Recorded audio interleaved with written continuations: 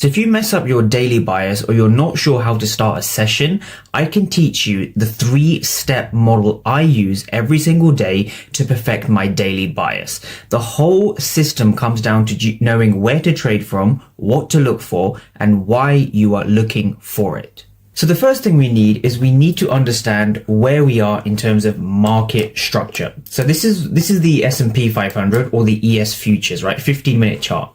Now, I always encourage every trader to focus on market structure. Now, what I mean by market structure is that we're very simple. We have a structure high, structure low, structure high, low, high, and low.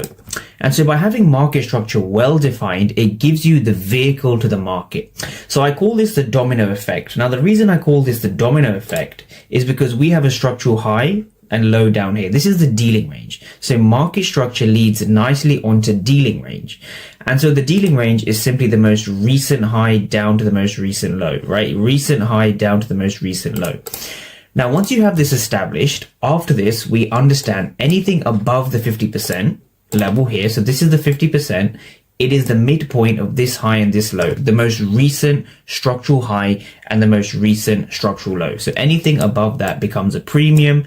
Anything below becomes a discount. And so we use market structure, our dealing ranges, and then premium and discount to determine our key levels. So if you're struggling with daily bias, it's because you don't actually have your key levels well defined. So in this video, I'm going to be going over how you can find your key levels and validate whether they are actual key levels. So if you know where to trade from, the what and the why become a lot more simpler, and you can hence reduce the amount of losses you take by simply having a daily bias in check. So by doing this, what I'm going to do now is I'm going to just be going over the concept of a flip zone.